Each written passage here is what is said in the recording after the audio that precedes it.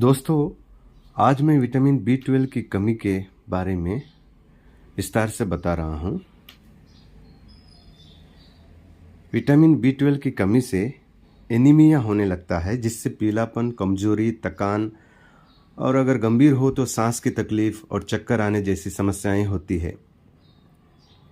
Vitamin B12 की गहरी कमी नसों को नुकसान पहुंचा सकती है, जिससे हाथों और पैरों में झुनझुनी होना या संवेदना महसूस न होना, मांसपेशियों में कमजोरी, जागरूकता का कम होना, चलने में कठिनाई, भ्रम और मनोभ्रंश जैसी समस्याएं हो सकती है। विटामिन B12 की कमी होने का निदान रक्त जांच यानी ब्लड टेस्ट के आधार पर किया जाता है। जब विटामिन B12 सप्लीमेंट्स की ज़्यादा खुराक ली जाती है तो एनीमिया के कारण होने वाले लक्षण ठीक हो जाते हैं। तंत्रिका को हुए नुकसान और डिमेंशिया के कारण बुजुर्गों में इसके लक्षण बने रह सकते हैं। सामान्य लाल रक्त कोशिकाएं बनाने और DNA यानी कि डीऑक्सीराइबोन्यूक्लिक एसिड, जो कि कोशिकाओं की आनुवांशिक सामग्री जेनेटिक मटेरियल है, के सिंथेसिस के लिए विटामिन B12, इसे कोबालेमिन भी बोला जाता है, के साथ फोलेट लेना आवश्यक है। विटामिन B12 सामान्य तंत्रिका कार्य के लिए भी आवश्यक है। विटामिन B12 के अच्छे स्रोत है मीट, विशेष रूप से पोर्क, लीवर और अन्य अंगों के मीट में अंडे, फोर्टिफाइड अनाज, दूध, क्लैम, ऑयस्टर, सालमन और टूना। ज़्यादातर अन्य विटामिनों के विपरीत, जब तक कि शरीर को इसकी आवश्यकता न हो, B12 भरपूर मात्रा में मुख्य रूप से लीवर में स्टोर होता है। अगर कोई व्यक्ति इस विटामिन को लेना बंद कर देता है तो इस विटामिन के शरीर के भंडार को खाली होने में लगभग 3 से 5 साल लग जाते हैं। जड़ से इलाज के रूप में विटामिन B12 की ज़्यादा खुराक नहीं लेनी चाहिए। हालांकि वैसे तो विटामिन विषाक्त प्रतीत नहीं होता है, लेकिन B12 ज़्यादा सेवन न करने की सलाह दी जाती है। विटामिन B12 जानवरों से मिलने वाले खाद्य पदार्थों में होता है। आमतौर पर विटामिन B12 छोटी अंत इलियम के अंतिम भाग में आसानी से अवशोषित हो जाता है, जो आगे चलकर बड़ी आंत में शुरू होती है। हालांकि अवशोषित होने के लिए विटामिन को आंतरिक कारक, जो कि पेट में बनने वाला एक प्रोटीन है, के साथ जुड़ना जरूरी है। आंतरिक कारक के बिना विटामिन B12 आंत से होकर जाता है और मल में निकलता है। चूंकि रक्त कोशिकाओं को पूरा बनने के लिए विटामिन B12 की आवश्यकता है, इसीलिए इस विटामिन की कमी से एनीमिया हो सकता है। एनीमिया की पहचान असामान्य रूप से बड़ी लाल रक्त कोशिकाएं, मैक्रोसाइट्स और असामान्य रूप से सफेद रक्त कोशिकाएं बनने से की जाती है। हो सकता है कि विटामिन B12 की कमी शुरू होने के 3 से 5 साल बाद तक एनीमिया विकसित न हो, क्योंकि यह लीवर में बड़ी मात्रा में जमा होता है। विटामिन B12 की कमी से एनीमिया न होने पर भी नसों को नुकसान हो सकता है। विटामिन B12 की कमी होने की वजह देखेंगे अभी हम। विटामिन B12 की कमी इन कारणों से हो सकती है। पहला, जब लोग भरपूर विटामिन B12 का सेवन नहीं करते हैं। दूसरा, जब शरीर विटामिन को भरपूर मात्रा में अवशोषित या जमा नहीं कर पाता है। खपत पूरी न होना। विटामिन B12 की कमी उन लोगों में होती है जो किसी भी पशु आधारित उत्पादों का सेवन नहीं करते हैं, यानी कि वो लोग शाकाहारी होते हैं। जब तक कि वे सप्लीमेंट्स नहीं लेते हैं। अगर एक शाकाहारी मां अपने शिशु को स्तनपान कराती है तो शिशु को विटामिन B12 की कमी होने का खतरा होता है। अन्य लोगों में खपत पूरी न होने के कारण कमी होने की संभावना न के बराबर है। अवशोषण पूरा न होना। विटामिन B12 की कमी होने का सबसे आम कारण है इसका अवशोषण पूरा न होना।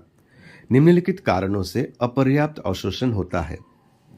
छोटी आंत के किसी हिस्से में बैक्टीरिया ज्यादा बढ़ने पर, या अवशोषण बिगड़ना, सीलिएक रोग जैसे कुअवशोषण विकार या पैंक्रियास के कुछ विकार होने पर, इन्फ्लेमेटरी बाउल डिजीज छोटी आंत के अंतिम भाग को प्रभावित करती है, फिश टेपवर्म का संक्रमण, एड्स, वजन घटाने के लिए बेरिएट्रिक सर्जरी, ऐसी सर्जरी से जिसमें छोटी आंत के उस हिस्से को हटा दिया जाता है जहां विटामिन B12 अवशोषित होता है। एंटासिड और मेटफॉर्मिन मधुमेह के इलाज के लिए इस्तेमाल की जाती है, जैसी दवाएं लेने पर, नाइट्रस ऑक्साइड लाफिंग गैस के बार बार संपर्क में आने पर, आंतरिक कारक की कमी होने पर, पेट में अम्लता यानी कि एसिडिटी की कमी होने पर बुजुर्गों में यह आमतौर पर पाया जाता है। आंतरिक कारक की कमी हो सकती है क्योंकि एक अति सक्रिय प्रतिरक्षा प्रणाली द्वारा बनाई गई असामान्य एंटीबॉडी आंतरिक कारक बनाने वाली पेट की कोशिकाओं पर हमला करके उन्हें नष्ट कर देती है। एक ऑटो इम्यून प्रतिक्रिया के जरिए इसे auto immune metaplastic atrophic gastritis कहा जाता है, क्योंकि पेट का वह हिस्सा जहां इंट्रिंसिक कारक बनता है उसे सर्जरी द्वारा हटा दिया गया था, इसलिए इंट्रिंसिक कारक की कमी भी हो सकती है। आंतरिक कारक की कमी होने से विटामिन B12 की कमी होती है, जिसके कारण एक प्रकार का एनीमिया होता है, जिसे घातक रक्त अल्पता यानी कि पेर्निसियस एनीमिया कहा जाता है।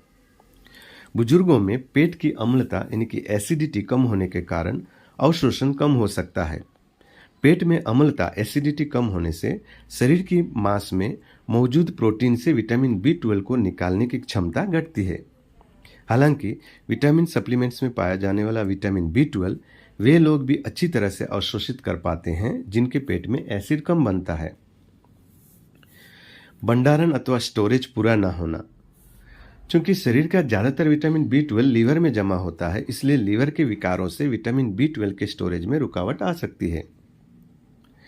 अब हम देखेंगे विटामिन B12 की कमी होने के लक्षण।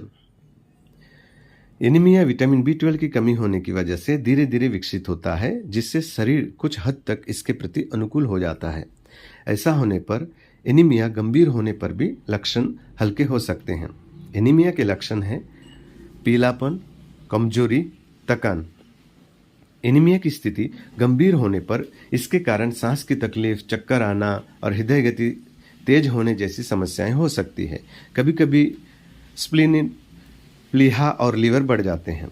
घातक रक्त अल्पता यानी कि पेर्निसियस एनीमिया आंतरिक कारक की कमी होने की वजह से पीड़ित जवान लोगों में पेट और अन्य गैस्ट्रोइंटेस्टाइनल कैंसर होने की ज्यादा संभावना होती है।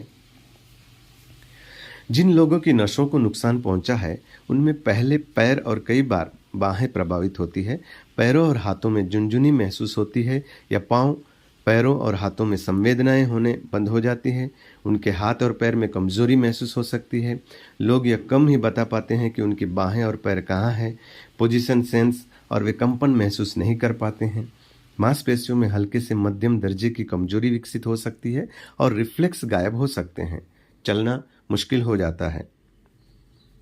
कुछ लोग भ्रमित, चिड़चिड़े और हल्के से निराश हो जाते हैं। विटामिन B12 की ज्यादा कमी के कारण डेलीरियम, पैरानोइया, यह सोचना कि लोग उन्हें नुकसान पहुंचाने का इरादा रखते हैं, और डिमेंशिया सहित मानसिक कार्यशीलता बिगड़ने की समस्याएं हो सकती है। अब हम देखेंगे विटामिन B12 की कमी का हम कैसे निदान कर सकते हैं। सबसे पहले हम रक्त की जांच करेंगे यानी कि ब्लड टेस्ट करेंगे। कभी कभी एंडोस्कोपी भी हम कर सकते हैं। आमतौर पर विटामिन B12 की कमी होने का पता तब लगता है जब नियमित रक्त जांच में बड़ी लाल रक्त कोशिकाएं दिखती है। डॉक्टरों को कभी कभी इसके होने की संभावना लग सकती है जब लोगों में नसों को नुकसान होने के खास लक्षण होते हैं, जैसे झुनझुनी आना या कोई एहसास ही नहीं होना। अगर कमी होने के लक्षण लग रहे हैं तो रक्त में विटामिन B12 का स्तर मापा जाता है। आमतौर पर डॉक्टर रक्त में फोलेट के स्तर को भी मापते हैं ताकि फोलेट की कमी, जिसके परिणाम स्वरूप बड़ी लाल रक्त कोशिकाएं बन सकती है, होने की संभावना को दूर किया जा सके। अगर किसी बुजुर्ग में विटामिन B12 की कमी की पुष्टि की जाती है तो कोई अन्य जांच नहीं की जाती, क्योंकि पेट की अम्लता यानी कि एसिडिटी कम होने जैसे कारण आमतौर पर गंभीर नहीं होते। एक युवा व्यक्ति में कारण तय करने के लिए अन्य रक्त जांचों के साथ में कुछ और जांचें की जा सकती है। इंट्रिंसिक कारक बनाने वाली पेट की कोशिकाएं नष्ट होने की जांच करने के लिए एंडोस्कोपी यानी कि आंतरिक संरचनाओं की सीधे जांच करने के लिए एक लचीली देखने वाली ट्यूब का इस्तेमाल किया जा सकता है। विटामिन B12 की कमी की रोकथाम हम कैसे करेंगे?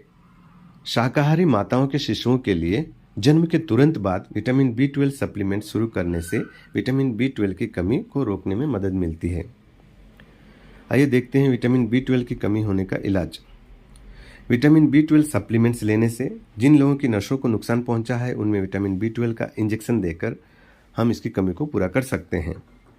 चूंकि आमतौर पर विटामिन B12 की कमी मांस से विटामिन को अवशोषित करने में परेशानी के कारण होती है, इसलिए जिन बुजुर्गों में इसकी कमी है उन्हें विटामिन B12 सप्लीमेंट्स लेने से लाभ होता है। मांस की तुलना में वे सप्लीमेंट्स लेकर विटामिन को ज़्यादा आसानी से अवशोषित कर पाते हैं। विटामिन B12 की कमी या घातक रक्तअल्पता के इलाज में विटामिन B12 सप्लीमेंट्स की ज़्यादा खुराक ली जाती है। अगर लोगों में इस विटामिन की कमी है लेकिन कोई लक्षण नहीं है तो विटामिन मुख्य मार्ग से लिया जा सकता है। रक्त जांच समय समय पर की जाती है ताकि यह सुनिश्चित हो सके कि विटामिन B12 का स्तर वापस आ जाए और सामान्य रहे। जिन लोगों में विटामिन B12 का स्तर बहुत कम होता है या नसों को हुए नुकसान के कारण इसके लक्षण होते हैं, उन्हें आमतौर पर मांसपेशियों में इंजेक्शन के द्वारा विटामिन B12 दिया जाता है। इंजेक्शन जो खुद भी लिए जा सकते हैं, कई हफ्तों तक हर दिन या हफ्ते में एक बार दिए जाते हैं जब तक कि विटामिन B12 का स्तर सामान्य नहीं हो जाता। इसके बाद इंजेक्शन महीने में एक बार अनिश्चित काल तक दिए जाते हैं जब तक कि इसकी कमी पैदा करने वाले विकार को ठीक नहीं किया जाता। एनीमिया आमतौर पर लगभग 6 सप्ताह में ठीक हो जाता है, लेकिन अगर नसों को हुए नुकसान के कारण गंभीर लक्षण महीनों या वर्षों तक रहते हैं तो वे हमेशा के लिए बने रह सकते हैं। विटामिन B12 की कमी और मनोभ्रंश से ग्रस्त ज़्यादातर बुजुर्गों में इलाज के बाद भी मानसिक कार्यशीलता में सुधार नहीं होता है।